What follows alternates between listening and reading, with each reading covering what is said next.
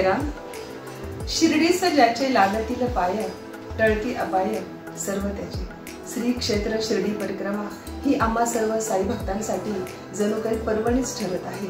आत्ताच गेल्या 13 फेब्रुवारीला जी महापरिक्रमा झाली, तर त्या महापरिक्रमेच्या अद्भुत महासोहळ्याचे क्षण अजूनही आम्ही आमच्या डोळ्यात साठवून ठेवलेले आहेत। आणि ही परिक्रमा 365 दिवस निरंतर व्हावी अशी संत महंतांची सुद्धा इच्छा आहे। आणि त्याचीच प्रचिती म्हणून की काय, पुणे येथील देऊळकर महाराज यांना बाबांचा साक्षात्कार झाला आणि बाबांच्या प्रेरणेतून देऊळकर महाराजांनी सलग 108 दिवस परिक्रमा करण्याचा संकल्प केला। आणि आता त्या संकल्प सुद्धा असा की त्यांनी सुरुवातीचे 36 दिवस फक्त उदी आणि पाणी प्राशन करून त्यांनी परिक्रमा केली।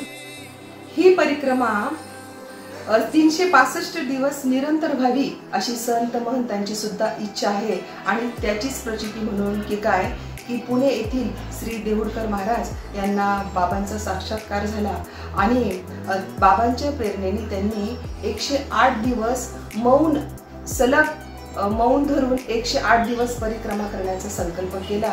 आणि त्या संकल्पनेमध्ये त्यांनी फक्त फलाहार आणि उदी प्राशन करण्याचा संकल्प होता, पण सुरुवातीचे 35 दिवस त्यांनी फक्त बाबांची उदी आणि आशीर्वाद याच्या सहित त्यांनी ती परिक्रमा केली होती। आणि त्याच्या संकल्पपूर्तीचा सोहळा आता 5 मार्चला होतो आहे।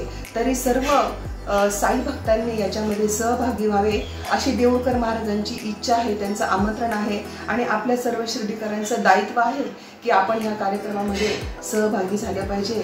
आणि महिलांना मला सांगायचं आहे की आपण जास्तीत जास्त महिलांनी या कार्यक्रमामध्ये सहभागी व्हावं। ग्रीन अँड क्लीन शिर्डीच्या वतीने याच कार्यक्रमाबरोबर ते स्त्री शक्तीचा सुद्धा सन्मान करणार आहेत। सर्व भगिनींचं फेटा बांधून तो एक सत्कार सोहळाही या कार्यक्रमामध्ये होणार आहे। तर असा हा दुग्ध शर्करा योग जुळून आलेला आहे। तर सर्व साईभक्त महिलांनी याच्यामध्ये जास्तीत जास्त संख्येने उपस्थित राहावे अशी मी ग्रीन अँड क्लीन शिर्डीच्या वतीने आणि ग्रामस्थांच्या वतीने सर्वांना विनंती करते। ओम साईराम।